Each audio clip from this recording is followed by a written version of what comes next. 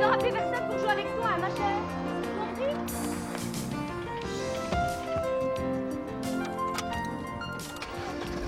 Since its introduction in the mid-80s, Ford's Scorpio Granada range of large saloons has successfully provided a wide range of users throughout Europe with affordable and efficient luxury motoring.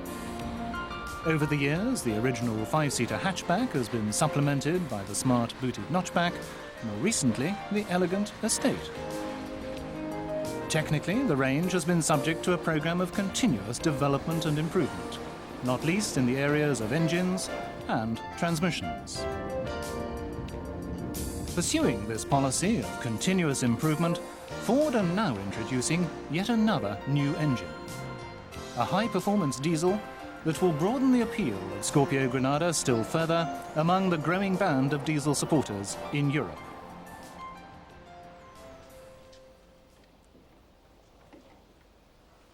This new diesel is a 2.5-litre inline 4-cylinder unit developing some 115 PS or 85 kilowatt.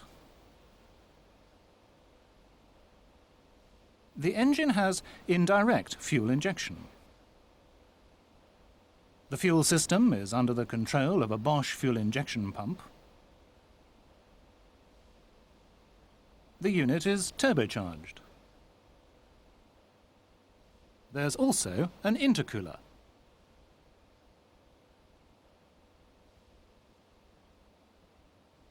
Among its unusual design features are the separate cylinder heads, one for each cylinder, but we'll be seeing more of them a little later in the programme.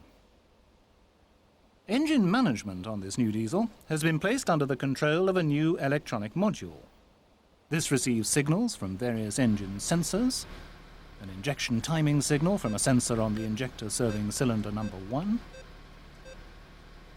a load signal from the fuel lever position sensor, a signal from the engine speed sensor that reads the flywheel movement, and a signal on engine temperature from the ECT sensor located in the 3rd cylinder head. The module computes this information. It then sends out signals which control the solenoid valve on the injection pump, which adjusts injection pump timing,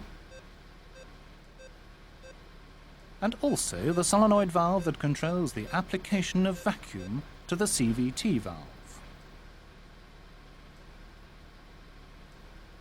This electronic emission control and the oxidation catalyst fitted to all models with this new engine mean that emission levels comfortably meet both the 87 US and 93 EEC regulations. Other features to be found on this new diesel version of the Scorpio Granada include an oil cooler fitted under the coolant radiator. There are 2 radiator fans mounted on the radiator shroud, both 2-speed and electrically driven. As on all Scorpio Granadas, ABS is standard. It's the same system as on petrol engine models, although vacuum is provided by a vacuum pump on the rear of the alternator. There's also another difference. The brake fluid reservoir serves the vehicle's clutch, which is hydraulically operated.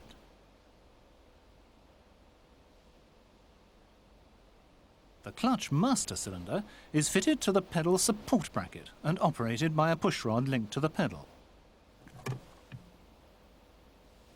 There's no mechanical linkage, so no service adjustment. The clutch slave cylinder is located concentrically on the guide sleeve of the transmission input shaft.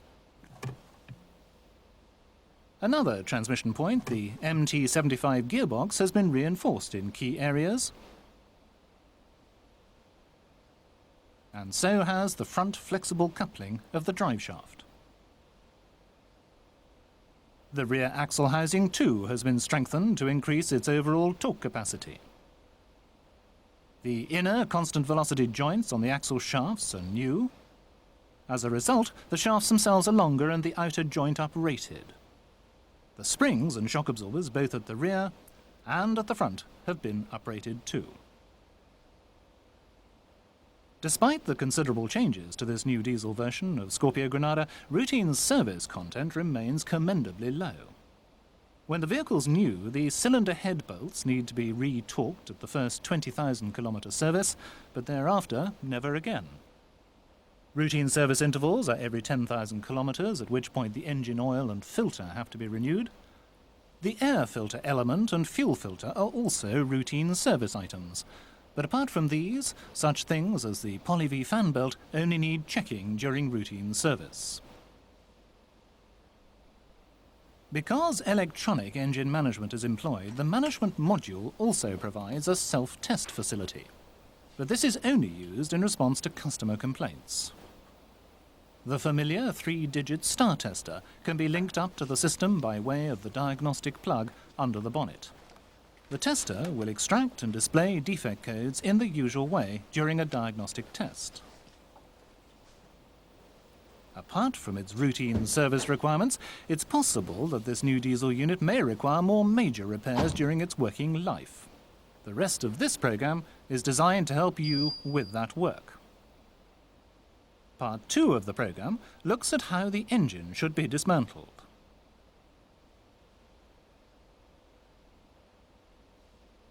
Part 3 covers assembly of the crankcase, or the short engine. Part 4 deals with the assembly of the rest of the engine, in particular, installation of the cylinder heads. The final part covers particular service work on the Bosch fuel injection system. But first, we'll be dealing with dismantling the engine.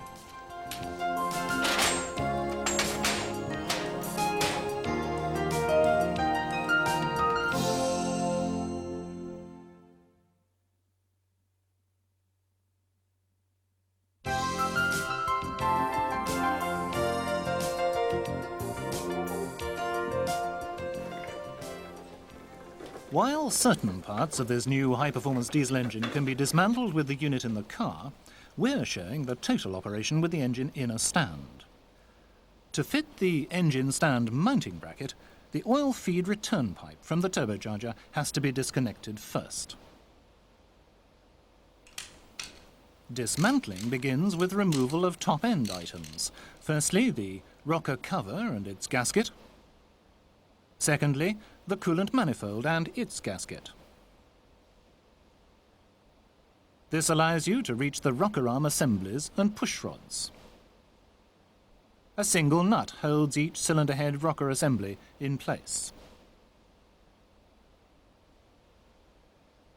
Each of these rocker arm assemblies is lubricated with oil fed via a pipe that lies under the water manifold.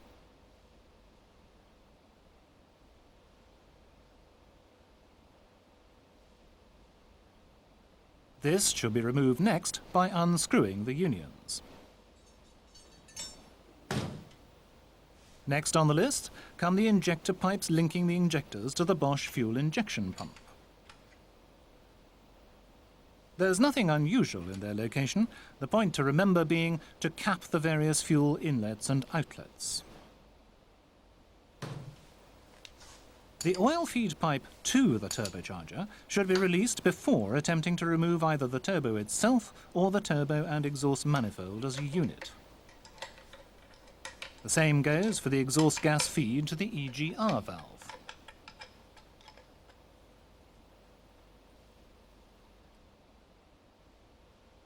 Once these are released, the two components can be removed together, and this gives you clear access to the inlet manifold studs so that it can be removed.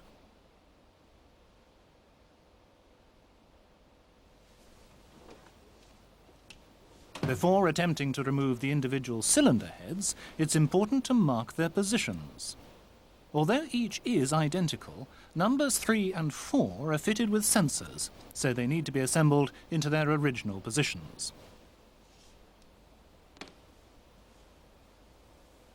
Next, the injectors have to come out. The sensor on the injector serving cylinder number 1 needs to be unplugged. And because of this sensor, you'll need to use a new special tool to loosen the injector.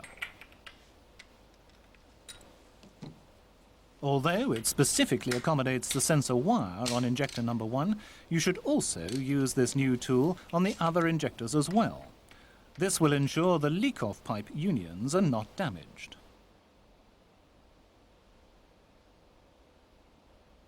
As to the other dismantling work needed, prior to removing the cylinder heads, the dipstick can be removed.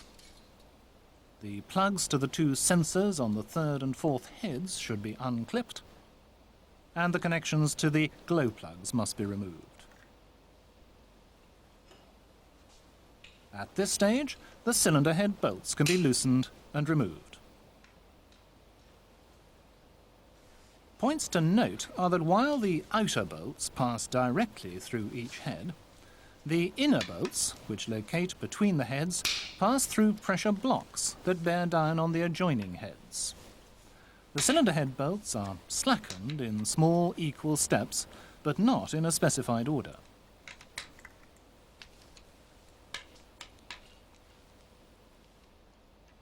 It's worth noting that the pressure blocks are not all the same shape.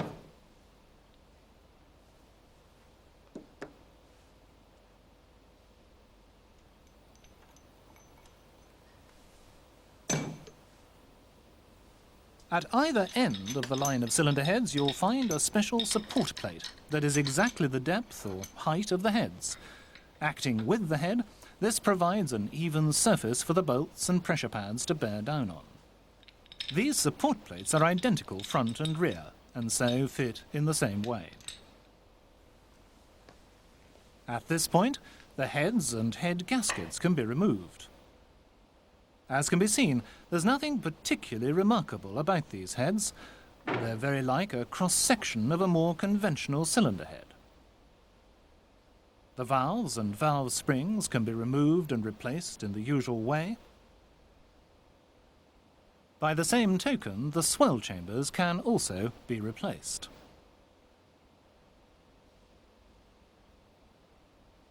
You should remember when removing the heads that number 4 must be removed first, and then the remainder are removed in order. At the front of the engine, there's a lengthy Poly-Vee belt that relays the engine's drive from the crankshaft to the various engine ancillaries. 2 tensioners act on this belt, the automatic tensioner and also a manual tensioner. To remove the Poly-Vee belt, the automatic tensioner must be released first. This is done by compressing the tensioner to a specified length using a new special tool, and so relieving pressure on the belt.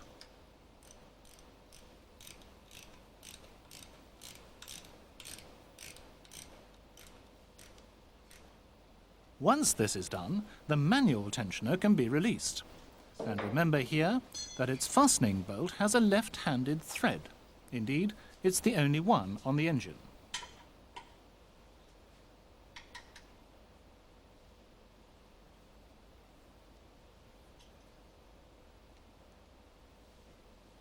With both tensioners released, the belt can be removed. As we mentioned earlier, its inspection is one of the routine service jobs that will have to be carried out. Because the alternator carries the vacuum pump for the ABS system, you must remember to disconnect the various pipes when you remove it. But the water pump has no unusual requirements for removal. It's at this point in your engine strip down that you should fit a familiar special tool, the crankshaft locking tool. This fits onto the starter motor bracket and engages with the flywheel, as usual. Once the crankshaft is locked, the crank pulley locating nut can be removed. The pulley itself has to be drawn off the crank with an available special puller, so again its use will be familiar. As to the front engine oil seal, this can be replaced with the engine in the car if necessary, and we'll deal with that when we cover assembly of the engine. Other items that easily unbolt are the manual tensioner, the automatic tensioner, and the idler pulley. This brings us to the timing gear cover, and you'll need another new special tool to remove it.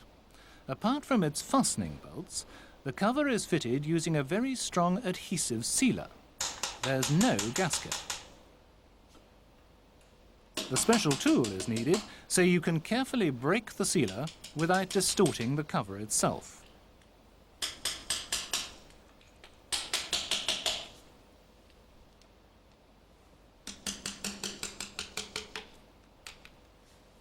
Removal of the timing cover reveals the timing gears themselves. The gears are marked to help correct engagement when you assemble them. But something to remember even at this stage is that should you crank the engine, it'll take as many as 45 turns to return it to this point. The lowest gear, below the crankshaft gear, drives the rotor-type oil pump. The gear immediately above the crankshaft drives the vacuum pump. This is a vane cell type that is needed to generate the vacuum that's required to operate the EGR valve. Before freeing the camshaft, the hydraulic tappets must be removed. These are held in place by clips that prevent each tappet from being turned by the movement of the cam. If these same tappets are to be assembled back into the engine, make sure they're stored in their correct order. And once the tappets are out, the camshaft can be freed and carefully removed from the block.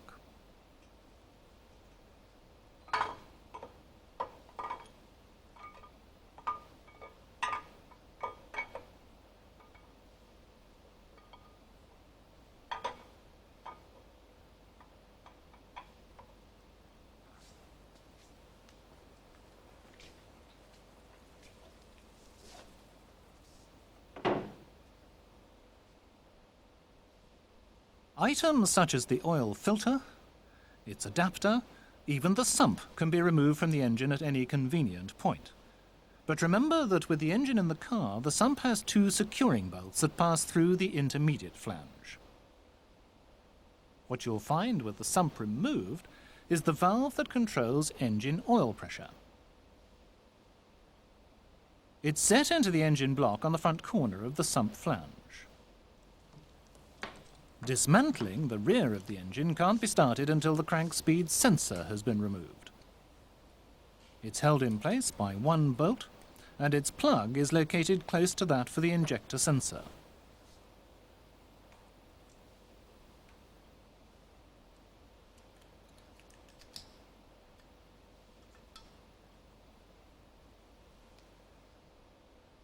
The clutch pressure plate is conventional, but the clutch disc has no damper springs.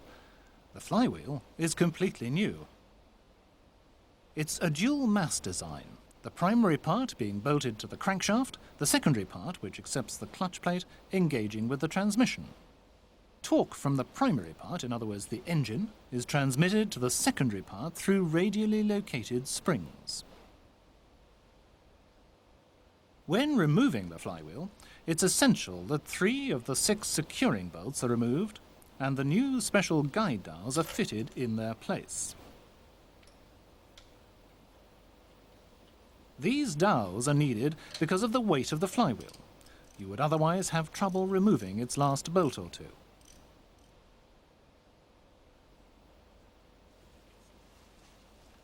You'll find that there's an O-ring set into the flywheel's front-mounting flange. This prevents oil leaks. Crankshaft end float is controlled by semicircular thrust washers. Unusually, they locate between the flywheel and rear face of the crankshaft. Removing pistons from this new diesel is no different from any other engine. You'll find that each conrod and bearer cap in a pair are marked with a matching 4-digit number, so they can't get mixed up.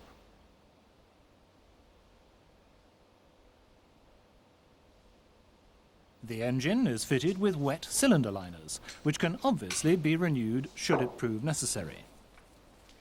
To carry out this work, there's a new special tool, and it's wise to mark each liner relative to its position in the block before you begin. This new tool has a thrust plate with 2 flats that should be aligned under the liner so that they lie across the engine. In this position, the plate will not snag on the block as the line is drawn out. The central spindle of the special tool screws into this lower plate.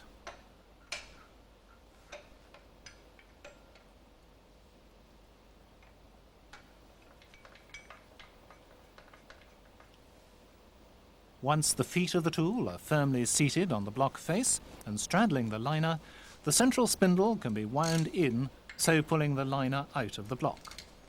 And don't be surprised if the liner is quite firmly fixed. A special sealing compound is used between the upper seat of each and the block.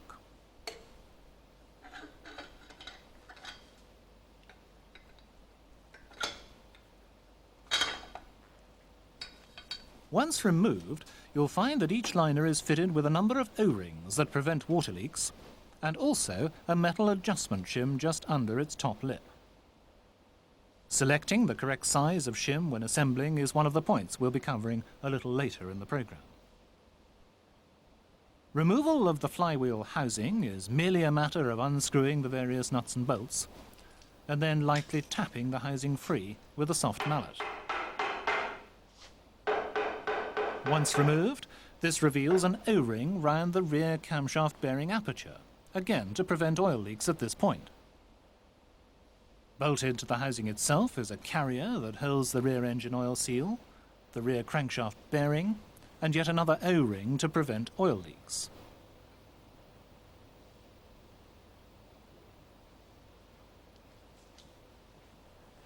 Once the flywheel housing is removed, this shows that the block is in fact a tunnel design. In other words, it has a large bore which accepts disc-type main bearing carriers.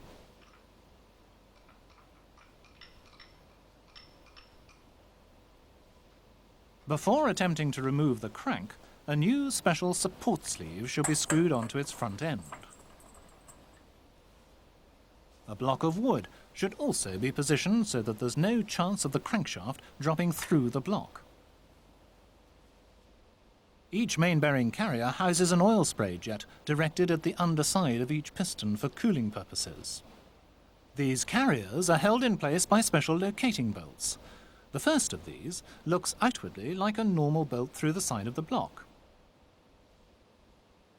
The second doubles as the oil feed to the turbocharger. The third carries the oil pressure switch. On removal, it can be seen that the first of these bolts has an internal oil feed despite its lack of any external connection. All three bolts run through the side of the block and deep into the main bearing carriers. Once all these preparations are complete, you should carefully drive the main bearing carriers out of their seats in the block.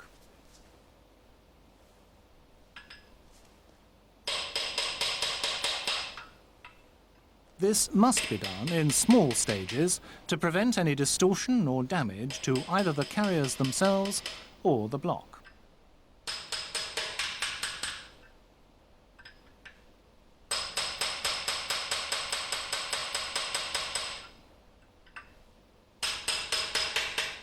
The value of the piece of wood can easily be seen.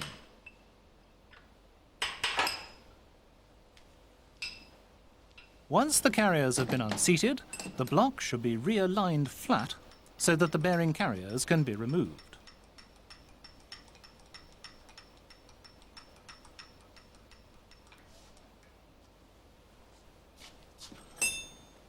Each carrier is in reality two halves, held together by two bolts.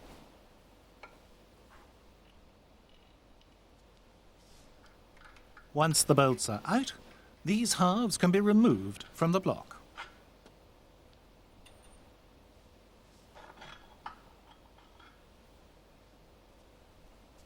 It's important that you mark both halves appropriately so that they don't get mixed up.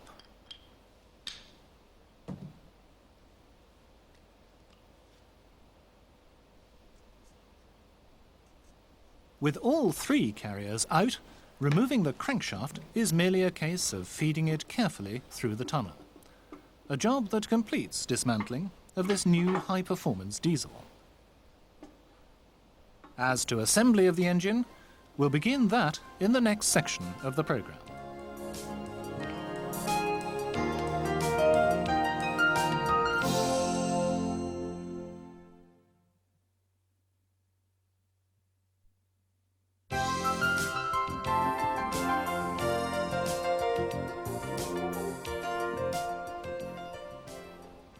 In this section of the programme, we'll look at assembly of the block or half engine on this new Granada Scorpio diesel.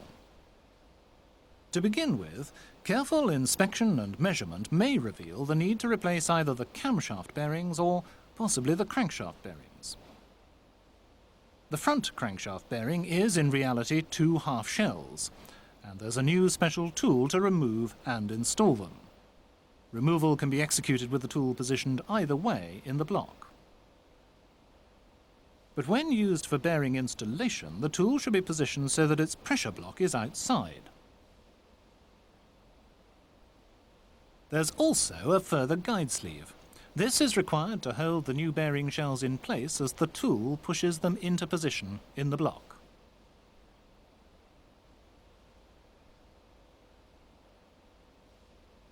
As to the rear crankshaft bearing, this is contained in the carrier located in the flywheel housing, and here there's an existing special tool for its removal and replacement. These tools should always be used for this work to prevent distortion to the components. If all the bearings are either in good order or renewed, then assembly can begin with the fitting of the crankshaft.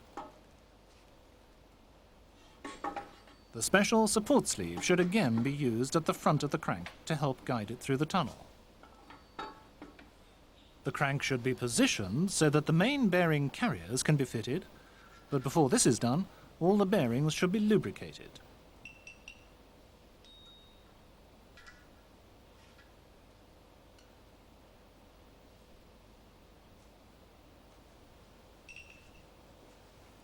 When fitting the main bearing carriers, make sure that you fit the marked and matching halves together, and also that you fit the half containing the piston oil jet first. This is, in effect, the upper half of the carrier, and the jet should point towards the front of the block.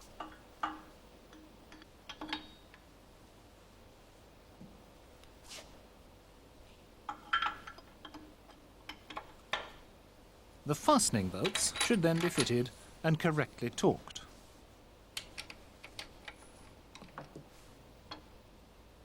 Before you attempt to reseat the bearing carriers in the block, make sure you position them so that their retaining bolts align evenly above the crankshaft.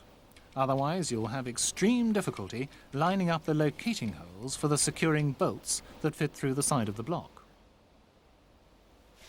Once this is done, you should reposition the engine so that you can tap the carriers downwards into place.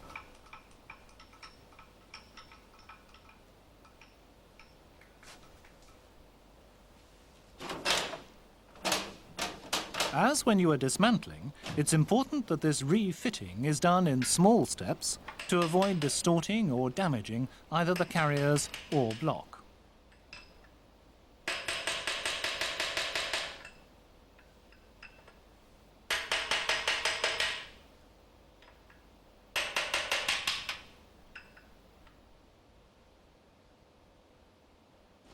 Then you refit the locating bolts for the carriers, all three of them. Check first whether each hole aligns. If not, use the drift and a mallet to adjust this alignment.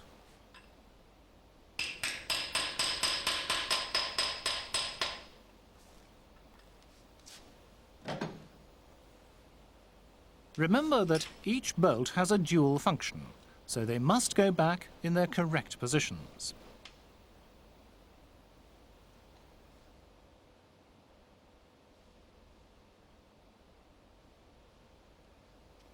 The flywheel housing comes next, but before you fit it, replace the O-ring sealing the rear camshaft bearing, and also the O-ring sealing the front face of the inner carrier in the flywheel housing.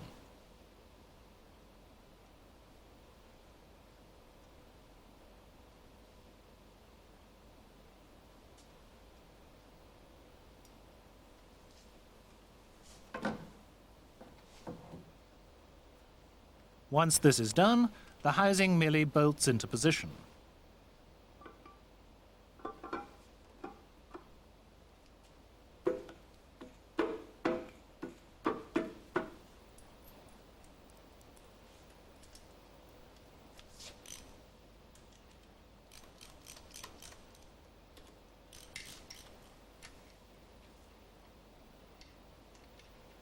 Removal of the rear crankshaft oil seal is done in the usual way.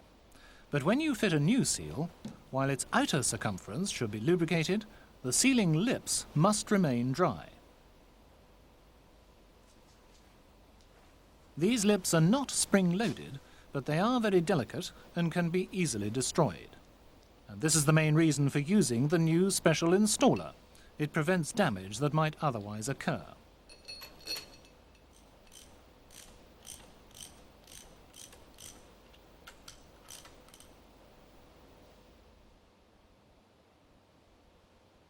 For this very same reason, the flywheel itself can't be fitted without using the new special guide dowels. But first, the thrust washers that control end float should be installed, with their oil recesses pointing towards the flywheel. Like every other O-ring in the engine, the one on the front face of the flywheel must also be renewed. At which point, the flywheel can be refitted. Its position on the crankshaft is fixed by a guide dowel.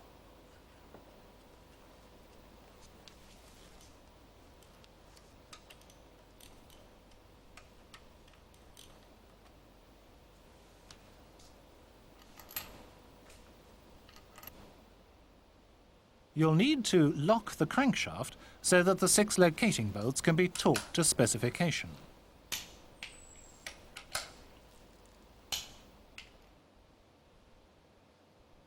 Subsequently, crankshaft end float should be checked. If it's found to be outside specification, the thrust washers must be replaced by those of the correct size as detailed in your service literature.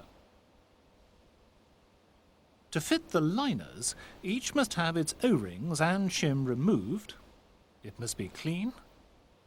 And the liner seat in the block must also be clean.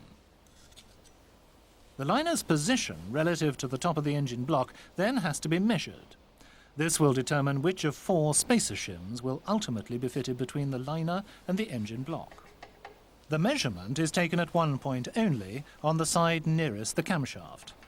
To begin with, the probe of the dial gauge is positioned on the block face, the gauge holding tool across the lips of the liner, and the gauge itself is zeroed. The probe is then positioned on the outer face of the liner and a measurement taken. In our case, this shows minus 0.14 millimeters. As the specified protrusion is between plus 0.01 and plus 0.06 millimeters, the required thickness of shim is a minimum of 0.15 millimeters. Once this shim size is established, the liner can be removed and the lower seat in the engine block lubricated. And when you do this, be careful not to get any lubricant on the upper seat in the block. This must be kept dry. Shims should be measured to establish the required size and then placed on the liner.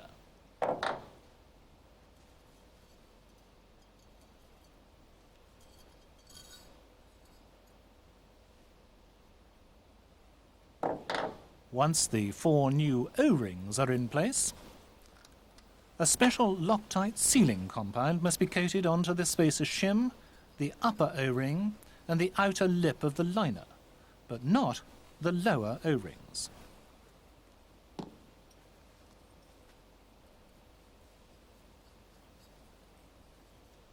Once this preparation is complete, the liner can be fitted into the block. Before pressing it firmly into place, make sure that the spacer shim sits correctly on the shoulder of the block.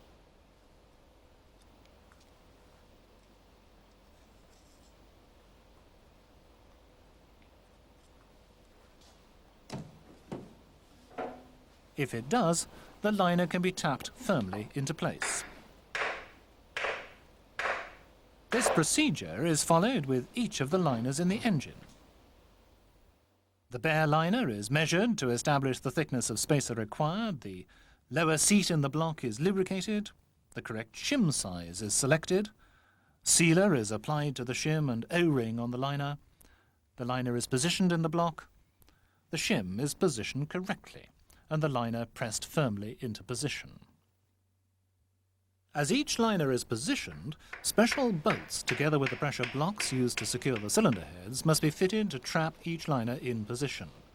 These bolts have to be torqued to 60 Newton meters and left in position for a minimum of 2 hours. Once all the liners are in place, the pistons can be refitted. Each piston is marked with the piston pin and piston size classification. All conrods should have the same weight class. And furthermore, the component serial numbers on the conrod and bearing cap should correspond. As to the piston rings, these need to be positioned correctly before installation, and this is fully detailed in your workshop literature. The only other point to remember when you come to install each piston is that the combustion chamber recess in the top of each should be aligned on the camshaft side of the block. This completes assembly of the crankcase, and we'll cover the remaining assembly work in the next section of the programme.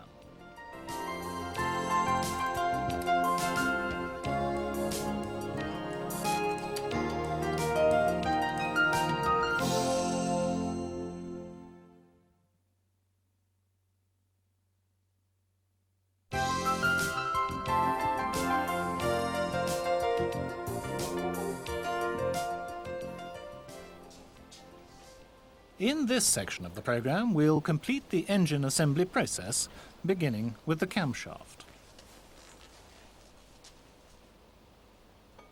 2 points to remember in connection with the camshaft.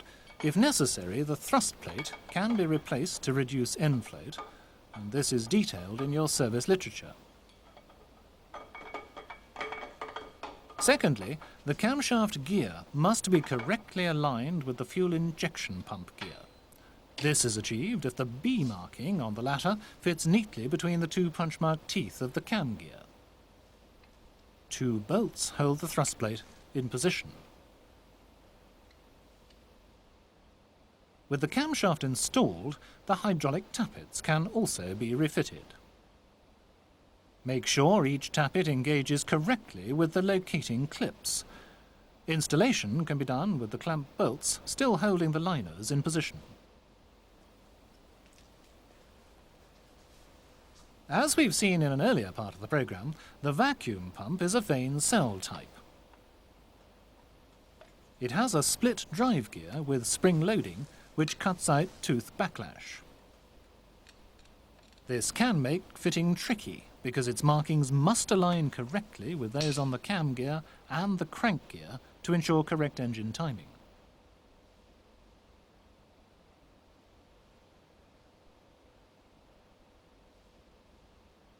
However, once aligned, it's held in place by 4 locating bolts.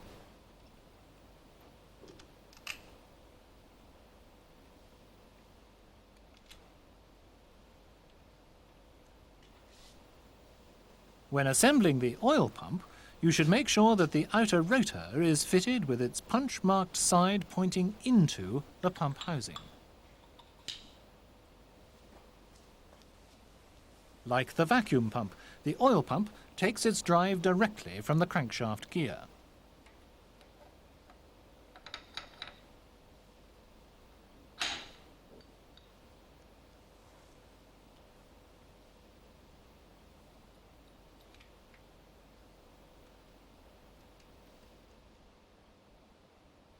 As we've seen, the timing gear cover is fitted without a gasket, but with a special adhesive sealing compound. Before you apply new sealer, make sure any remnants of the old have been removed and that the surface is clean.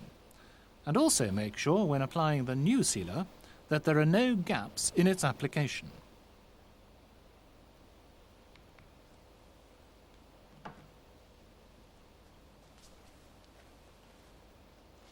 Tightening the cover bolts should be done in small steps with a torque wrench to ensure even tightness. Removal of the front engine oil seal is done with an existing special tool, although you must be careful not to distort the cover when you do remove this seal. To fit, you use a new special installer. This new tool prevents the cover from bending inwards, which could lead to fouling of the timing gear.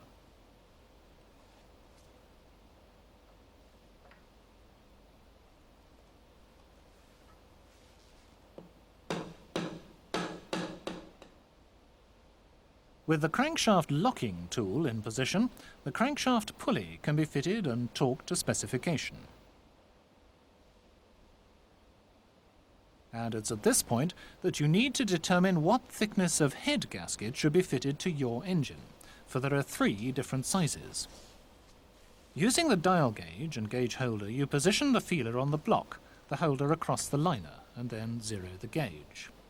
Once you've done this, reposition the feeler so that it's on the line of the piston pin, the holder still across the liner. Then rotate the engine to top dead center. The reading in this position gives you the amount of piston protrusion above the engine block face, and this must be recorded.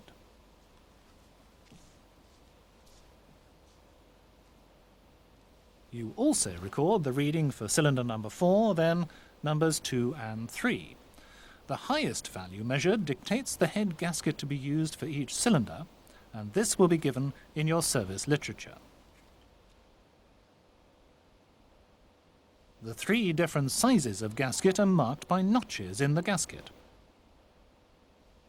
They have either 2 notches, 1 notch, or none at all. A point here: if you remove the clamp bolts after 2 hours, it's essential you don't turn the crankshaft until all 4 cylinder heads have been installed and torqued down. You begin that installation by positioning available guide dowels to help locate the head gaskets. The cylinder heads can then be fitted, one by one, beginning with head number 1, the other heads following on in order. Bear in mind that there are 3 different sizes of head bolt. They can't be reused and must be replaced. And all must be lubricated with engine oil before they're fitted. The longer centre bolts are fitted first.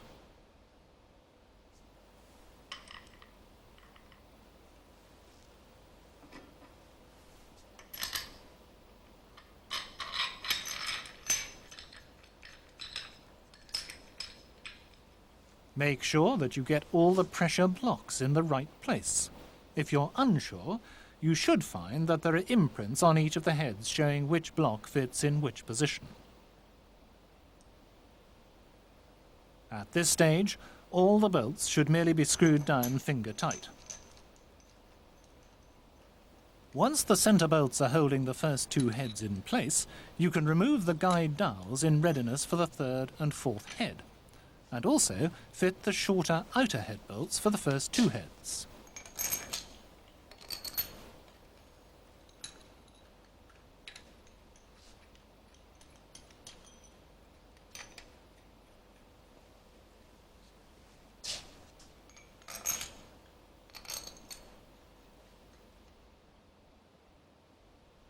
Once all 4 heads are installed, you should fit new inlet manifold gaskets together with the inlet manifold itself. Tightening but not torquing the manifold nuts aligns the cylinder heads.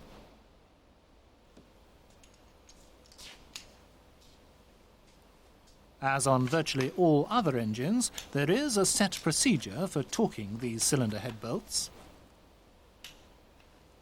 You begin by tightening the larger centre bolts to 30 Newton meters using a definite zigzag pattern.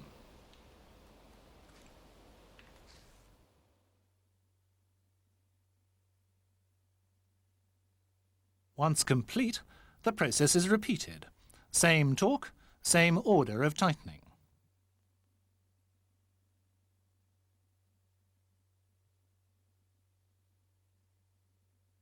You then tighten these centre bolts using 70 degrees of turn, but in a different zigzag order. This is also repeated. Then the line of shortest bolts on the left-hand side of the heads is torqued to 30 Newton meters. That same line is then tightened a further 85 degrees of turn. And finally, those bolts on the right-hand side of the engine are tightened with first 30 Newton meters and then 85 degrees of turn.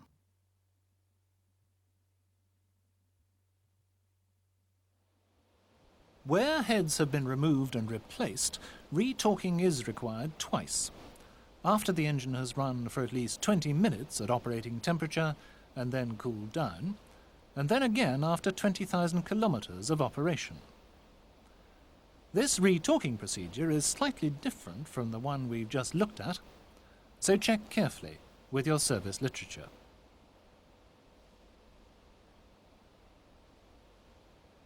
Another important tightening procedure is for the rocker arms. The securing studs are located in the aluminium heads, so the correct torque is essential to avoid over-tightening and possible damage. In refitting the remaining components to the cylinder head, the main point to remember is that components such as the rocker cover must have their gaskets renewed whenever they're removed from the engine. Otherwise, they and the engine ancillaries such as the alternator and water pump are perfectly straightforward to fit. There are, however, 1 or 2 points to remember when you fit the 2 tensioners and the Poly-Vee belt. The bracket of the manual tensioner can be simply bolted back into place. The automatic tensioner must be fitted with its special compressor tool in place. The tensioner must then be compressed to a specified length. If this isn't done, there's no chance that the Poly-Vee belt will fit. It is anyway a tight fit.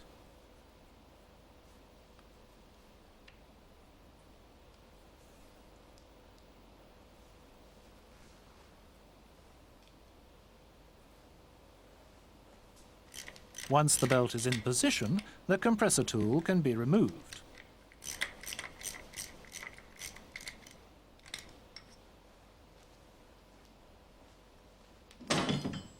The mechanical tensioner should now be set so that the center points of the 2 fastening bolts of the automatic tensioner are 81 to 83 millimeters apart, and this should be measured to ensure an accurate setting. Once this is done, the manual tensioner can be tightened, not forgetting that its fastening bolt has a left-handed thread.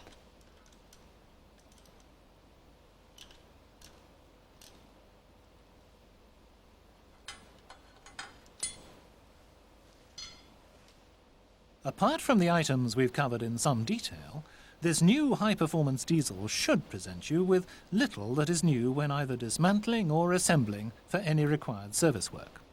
The only other major service item that remains is the fuel injection system, which we'll look at in the final part of this program.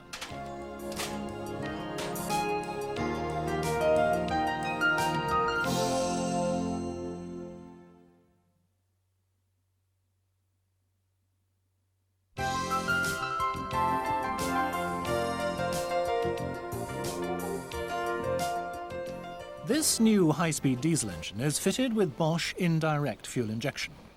The injectors are not dissimilar to those you've come across before on other engines. Each has an integrated heat shield, and when fitting an injector, copper grease must be applied to the thread area to help heat dissipation.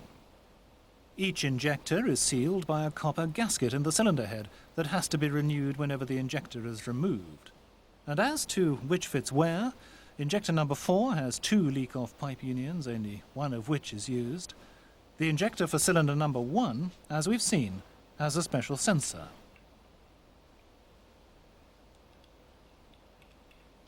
These positions must obviously be observed, as too must the need to tighten each injector to the correct torque when fitting.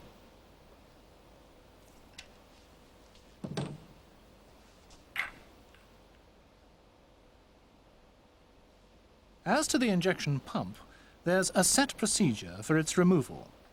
The engine must first be set to top dead center on the compression stroke of piston number 1.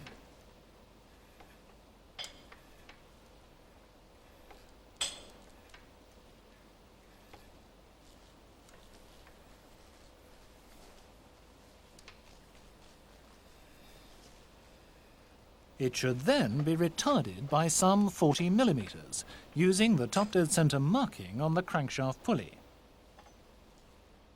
The component bracket should then be removed to ease access to the pump.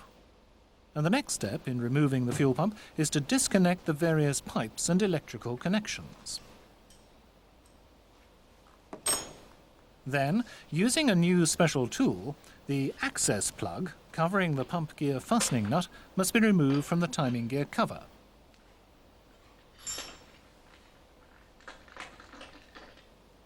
This is followed by the nut itself. To guide the gear remover, a special sleeve is screwed into the front cover. Then the remover itself is inserted. This will not only disconnect the pump from its drive gear, it will also keep the gear fully engaged. Before that can be done, however, the 3 fastening nuts holding the pump in position on the engine must be unscrewed.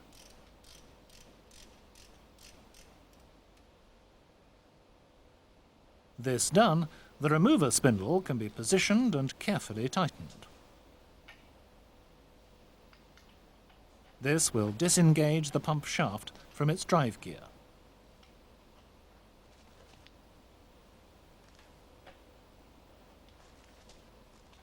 The pump can then be removed. Irrespective of the reason for removing the fuel pump, certain points must be checked before it's refitted. The flange area must be clean and a new gasket must be fitted. You must ensure that piston number 1 is still 40 mm before top dead centre. And the key on the pump shaft must be at approximately 11 o'clock. In other words, aligned with the injector pipe connection for cylinder number 1. This will correspond with the keyway in the drive gear.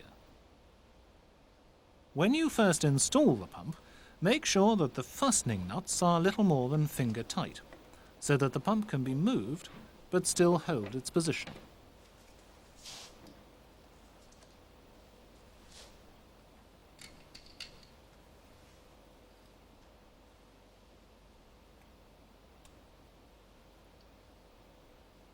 The special tools should then be removed and the gear fastening nut fitted and torqued to specification.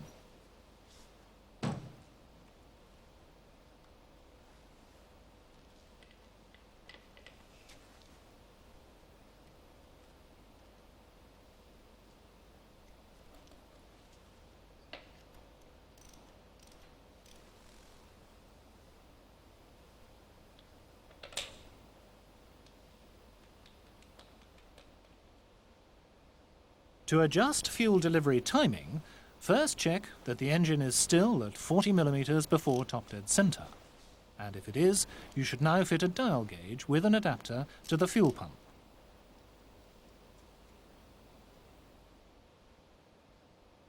Once fitted, zero the gauge.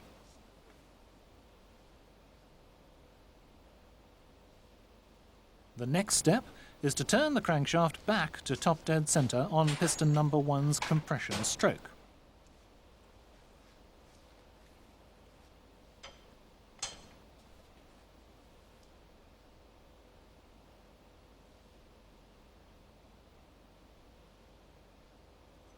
You then check the dial gauge reading. If this is to specification, then the securing nuts can be torqued. But if not, you must rock the pump fully towards the engine and then move it back until the gauge gives the correct reading.